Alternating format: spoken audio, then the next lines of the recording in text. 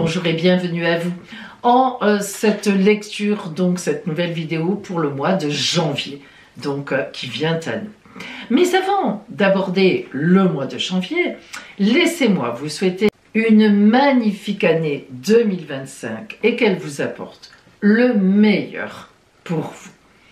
Alors, on ouvre justement une petite fenêtre sur l'année 2025. Je vais vous dire, j'ai surnommé votre année 2025 le temps de changer la donne. Oh là là là là. Eh oui, vous allez changer la donne en 2025. Alors pourquoi? Eh bien parce que vous faites partie du signe le plus impacté et je vous en parle depuis des années par la présence de Neptune en Poisson en face de vous, qui vous a mis chaque fois qu'elle est réveillée dans le brouillard. Alors réveillée en astrologie, ça veut dire que quand une planète vient se mettre avec elle, ça la réveille, quoi, si vous voulez, parce que ces planètes qui sont très lentes, ça fait 13 ans, elles restent dans un signe 12 à 13 ans, elles ne sont pas tout le temps en action. Quand elles sont traversées par le Soleil, par Mars, par Vénus, enfin bref, à ce moment-là, elles ont un petit sursaut, elles se réveillent, elles agissent et puis après, elles se rendorment. Alors, chaque fois que Neptune a été réveillée depuis ces dernières années, donc les 12-13 ans qui sont passés, eh bien ça a été du brouillard pour vous. Vous vous êtes trompé sur les gens. Vous avez pris les mauvaises personnes pour des bonnes. Vous avez pris les bonnes personnes pour des mauvaises. Vous étiez dans le brouillard, c'est le cas de le dire à certains moments. Incapable, alors que vous avez une intelligence redoutable et un sens pratique terrible, eh bien, incapable, et vous vous êtes planté, vous vous êtes trompé, et à chaque fois, vous vous disiez, mais comment j'ai pu me tromper comme ça? Pourquoi j'ai fait confiance à cette personne? Pourquoi j'ai pas écouté ce que celle-là me disait? C'est bientôt fini. Neptune s'en va des Poissons pour passer en Bélier. Alors, elle refera une petite incursion en Poisson et elle s'en ira définitivement en février 26. Mais bon, allez, ça sent bon, ça y est, maintenant elle s'occupe du Bélier, même si elle revient un peu chez vous, elle regarde à Nava, elle dit, bon, à Bélier, maintenant, j'arrive, hein, voilà. Enfin, mais vraiment, enfin, vous allez pouvoir retrouver votre posture, votre réflexion, sans être troublé plus que cela par les méandres de Neptune. Donc déjà ça, c'est un point très, super, hyper positif pour vous. Et alors en plus, Uranus qui commence elle aussi à quitter le Taureau. Alors le Taureau est très positif par rapport à vous. Mais bon, Uranus, c'est pas votre tasse de thé, hein, les changements brusques, l'originalité. Vous êtes comme le Taureau, hein, c'était pas sa tasse de thé non plus. Vous êtes dans des rails, dans des planifications, et tout ce qui vient vous perturber, ça vous prend complètement la tête, c'est pas possible, vous n'arrivez pas à gérer ça. Vous le gérez mal en tous les cas. Vous n'aimez pas les surprises, même les bonnes, alors c'est dire. Donc, elle aussi, elle quitte le Taureau, et donc ça, là aussi, elle va moins vous regarder, même si elle aussi, elle quittera réellement le Taureau en 26, mais voilà, c'est pareil que Neptune, ça s'occupe maintenant du signe suivant, c'est-à-dire les Gémeaux dans le cas d'Uranus. Alors tout ça, ça va faire un peu de balayage devant votre porte, même un peu beaucoup. Vous voyez, on frotte, on brique, on repeint tout, voilà, on y est. Je vous invite donc à regarder lorsqu'elle sortira à la mi-janvier, votre vidéo vierge année 2025, donc que je fais sortir à la mi-janvier, vous l'avez compris, parce que là, vous aurez vraiment une vue sur l'année 2025. Mais revenons à notre mois de janvier qui nous intéresse aujourd'hui. Pour ce mois de janvier, aujourd'hui, j'ai surnommé votre mois le début d'actions courageuses. Pas mal quand même, hein? Alors, d'abord, on commence à avoir dans le ciel la conjonction, donc en face de chez vous, de Saturne et de Neptune en Poisson. Saturne, c'est une grande amie à vous. Elle vous kiffe, elle vous adore. Donc le fait qu'elle rencontre Neptune en Poisson, ça commence, la conjonction commence à se faire. Véritablement, pour vous, c'est du pain béni parce que Saturne, elle est carrée comme vous. Elle planifie, elle creuse les fondations et elle vient dire à Neptune, poète, t'arrêtes ton cinéma de brouillard, ça, c'est fini, tu as donné, maintenant on se met en rang. Voilà, truc, on siffle, c'est fini. Eh bien en fait, ça va être déjà, vous allez le sentir, ça, vous voyez. Vous sentez que Neptune, elle n'a plus vraiment la parole pour vous et que Saturne l'a, hein, elle prend le dessus. Et ça, c'est vraiment très important pour vous parce que vous allez vous sentir à nouveau à l'aise dans le travail où vous êtes, avec les gens avec qui vous vivez. Voilà, vous retrouvez votre posture. C'est important, la posture, hein, vous la retrouvez. Et puis, n'oublions pas qu'il y aura Vénus. Donc, dans le Capricorne, qui représente le domaine de votre grand bonheur, figurez-vous, et oui, eh bien, cette Vénus en Capricorne, elle va vous permettre, du coup, de vous recentrer sur les gens que vous aimez, de vous, comment dire, de vous consacrer à eux. Mais voyez, il y a une légèreté, il y a du sentiment, il y a de l'émotion, il y a quelque chose qui vous fait du bien, il y a une paix et une sérénité, du coup, aussi, que vous allez retrouver. Mais n'oublions pas quand même que la conjonction dont j'ai parlé là tout à l'heure de Saturne-Neptune en face de vous, ça vous incite aussi à faire des coupes dans le relationnel qui seront indispensables. Hein. Maintenant, il faut vous y mettre. Vous retrouvez votre posture, vous avez les moyens de le faire. Le point d'attention qu'il faut avoir pour vous en ce mois de janvier à mi-vierge, engagez dès maintenant les actions qu'il faut engager. Je viens de vous le dire, des coupes, choisir telle personne, laisser de côté celle-là, dire votre fait à certaines, tu m'as trahi, vous m'avez trompé, c'est fini, c'est terminé, allez hop, du balai. Ce sera important de commencer dès ce mois de janvier. Et maintenant, pour vous, la parole des oracles en complément. Vierge, nous allons voir donc pour vous la parole des oracles, ce que vous réserve la vie.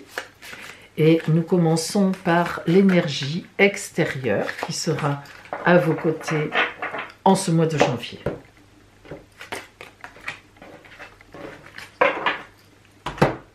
Alors, magnifique carte que le 2 de carreau, vraiment. Et puis, ça colle tout à fait finalement au côté astral que nous venons de voir. Le 2 de carreau, c'est une carte qui nous parle de fécondité, vous le voyez tout de suite. L'enfant et le bouc. Dans la tradition paysanne française, le bouc évidemment est indispensable puisque c'est lui qui va féconder les chèvres et bon, bien sûr maintenant nous sommes loin de tout ça, hein. Nous achetons notre lait au supermarché, c'est une évidence, mais voilà, c'est cette idée de fécondité.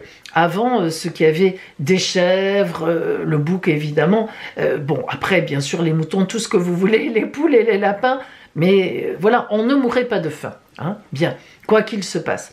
Alors c'est cette idée-là de grande fécondité, de douceur de vivre. Vous voyez qu'elle aussi représente la douceur, hein, elle a un regard doux, elle a une chevelure pleine de sagesse aussi.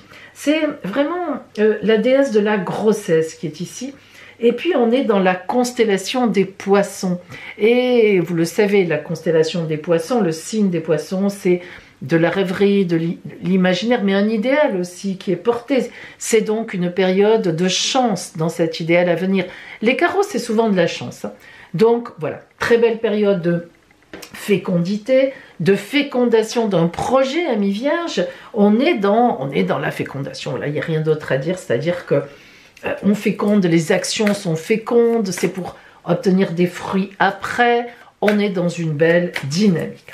On va rentrer maintenant dans le détail. Alors si on regarde un petit peu comme ça, si on s'élève pour voir les cartes, les arcanes qui sont venus à vous, on voit que nous avons donc 3 arcanes majeures. Premier arcane majeur, la justice.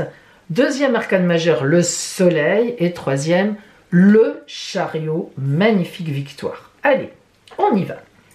On commence par Vierge, les énergies qui sont en vous au début du mois. Comment vous commencez vous-même le début du mois. Et nous avons la princesse de denier et la justice. Alors, laissez-moi vous dire tout de suite quelque chose. Lorsque la justice intervient, ou ici, c'est-à-dire dans une des 2 énergies que l'on a en soi au début du mois, donc c'est en vous, c'est que vous savez très bien déjà ce que vous avez à faire. Vous n'avez presque pas besoin de moi ou d'autres clairvoyants. Vous savez très bien que vous allez devoir faire des efforts qui seront récompensés.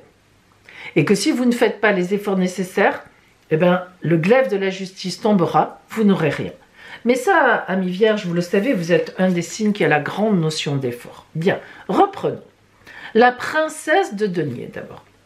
Les princesses sont toujours des êtres innocents, mais surtout très droits dans leurs bottes. Une princesse est dans l'empathie, elle est dans la justice, dans la justesse. C'est quelqu'un qui aide les autres avec beaucoup d'innocence et beaucoup d'amour. La princesse de denier va nous parler d'abondance. Donc, en vous, au début du mois, vous avez une certaine idée de l'abondance. Alors, l'abondance dans quel sens? Vous voyez tous ces animaux qui sont avec cette princesse de denier. Vous voyez que son ventre est éclairé. Évidemment, on pense à la fécondité. La princesse de denier, c'est la princesse de la fécondité. Et donc, la justice, on en a un petit peu parlé, qui vient dire, voilà, on a cette princesse de denier qui est superbe dans l'abondance. Eh bien oui, l'abondance viendra à toi si tu mets en place ce qu'il faut mettre en place. Vous êtes donc prévenus. Bien, même si vous le savez déjà. Ensuite, nous avons dans l'objectif que vous vous fixez pour ce mois de janvier, le roi de bâton. Waouh! Le roi de bâton, c'est le maximum du maximum des actions que l'on pose. Le roi, c'est celui qui décide, c'est celui qui réfléchit en fonction de ce que ses sujets lui disent.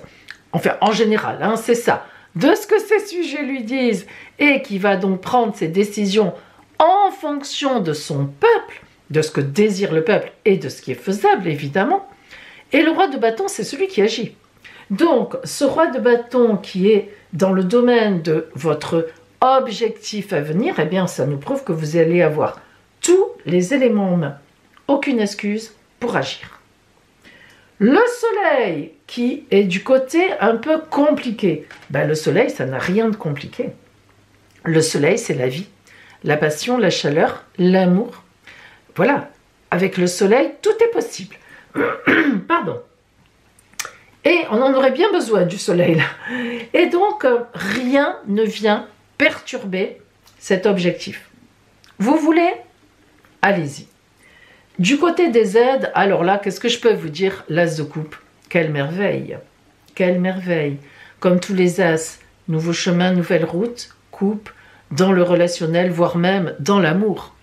On peut vraiment dire, amis vierges, qu'en ce mois de janvier, si vous décidez d'avancer dans votre vie, si vous posez les actions nécessaires, avec un certain panache, ou tout au moins, on pourrait parler d'un certain courage, on peut dire que toutes les pièces du puzzle devraient se mettre en place sans aucune difficulté. Ah! Comment vous allez finir le mois? Par le 7 de denier. Eh bien, s'il fallait encore une carte de réussite, elle est là. 7 de denier, comme tous les 7, c'est une victoire. On va la retrouver là d'ailleurs. 7 de denier, victoire dans l'abondance. Vous voyez que vous commencez avec la princesse de denier, et puis vous terminez avec le 7 de denier, les actions mises en place, j'ai vaincu. Donc vous arriverez exactement, amis vierges, à ce à quoi vous vouliez arriver à la fin du mois. Alors à voir à quoi vous voulez arriver, à la fin janvier.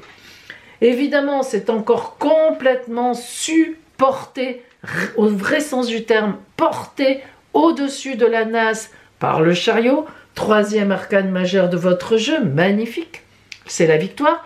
Le chariot, c'est celui qui a une mission divine, il le sait, il en est conscient, il fonce, il ne s'arrête pas, il écrase les gens sur son passage, parce que c'est le divin qui le mène. Voilà, si les gens sont là, c'est qu'ils devaient être écrasés. Et il va à la grande victoire, par son courage, voire même sa témérité. Donc on a quand même bien une idée de témérité, c'est plus que du courage. Hein. Allez, j'y vais, je me donne un gros coup de pied aux fesses, et franchement, je rentre dans le panier de crabes, et je ressors tout ce que je dois sortir, qui m'arrange. On termine par le 10 d'épée. Ça, c'est le passage en février, cette carte. 10 d'épée, le 10, le plus grand chiffre, d'ailleurs c'est le premier nombre déjà, des arcanes mineurs. Hein. 10 d'épée, le combat. Le 10 d'épée, c'est celui qui a tout vaincu, tout passé, et qui est content de lui. 10, c'est déjà 1, en numérologie 1 plus 0 égale 1, nouveau chemin, nouvelle route. On l'avait déjà avec l'as de coupe et c'est confirmé. Vous irez en février grâce à tout ce que vous allez poser ici, tout ce que vous allez féconder, tout ce qu'il va y avoir en gestation, mais active. Eh bien, vous allez féconder de gros fruits pour les mois à venir. Ça, c'est certain. Tout se pose là en janvier. On va voir relationnellement, voire même amoureusement, ce qu'on peut avoir. Parce que là, on peut être aussi dans l'amour. Hein. Vous pouvez très bien poser un enfant, c'est-à-dire être enceinte, ou bien vous mettre avec quelqu'un. Et c'est un peu compliqué au départ. Allez savoir pourquoi. Hein. Peut-être la personne est prise, elle est en train de se séparer. Peut-être que c'est vous, je ne sais pas. Mais vous posez des choses qui sont essentielles pour les mois à venir. Hein. C'est évident. Alors, relationnellement, voire amoureusement, qu'est-ce que nous avons? Pardon, oups. Alors, l'impératrice, waouh, entourée du 5 d'épée et du 3 de bâton. L'impératrice, magnifique, magnifique carte. L'impératrice, c'est quand on retrouve, qu'on soit un homme ou une femme, hein, sa posture, c'est quand, d'abord l'impératrice est la grande communicante, mais stratège, mais l'impératrice a des stratégies toujours très droites, jamais malhonnêtes. Elle a la stratégie du charisme, elle a la stratégie de la personne qui sait mettre les choses en place. Alors, elle communique énormément, donc l'impératrice, on voit dans le relationnel, vous allez obtenir ce que vous voulez. Ce que vous voulez par une stratégie de communication excellente. Mais attention, on est entouré du 5 d'épée notamment, dans les difficultés. Le 5 d'épée, c'est la pire carte des arcanes mineurs, je vous le dis. 5 d'épée. Le 5 d'épée, c'est une grosse déstabilisation. Mais ça veut dire quoi? Ça veut dire que dans le relationnel que vous allez poser en impératrice, eh bien, il y a des gens qui ne seront pas d'accord. Il y a même des gens qui vont vous trahir. Il y a même des gens qui vont partir, qui vont vous laisser. C'est comme ça. Vous garderez votre posture et évidemment, avec le 3 de bâton, qui est une superbe carte d'action dans l'originalité totale, vous êtes très bien placé. Les actions, vous les mènerez, vous ne vous poserez pas de questions, et on peut même dire qu'avec le 3 de bâton, vous les mènerez avec quelqu'un. Un amour, ou bien un collègue, ou bien un partenaire, ou bien quelqu'un qui vous aide, un ami, mais c'est sûr que vous ne serez pas seul. Allez, regardons la carte qui vient à vous pour le conseil de l'oracle à travers l'oracle de l'union sacrée.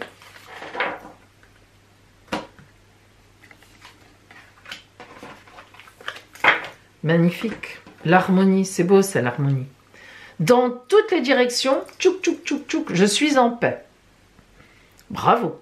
En tous les cas, franchement, Vierge, vous qui tanguez un peu, ça monte, ça descend, ça monte, ben là, ce mois de janvier vous garantit quelque chose de très positionné. Mais attention, il faudra du courage. Je n'ai pas dit que c'était simple. Je n'ai pas dit qu'il ne fallait pas y aller. Je vous ai bien dit, waouh, allez-y, tel le chariot qui imagine et qui sait qu'il est inspiré d'une mission divine. C'est carrément là, la force est liée.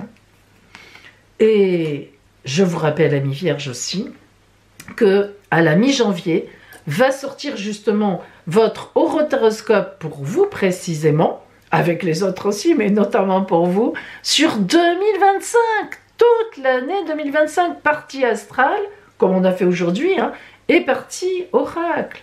Waouh, ça va vous donner un sacré visuel. En attendant, je vous souhaite effectivement un magnifique mois de janvier très tonique.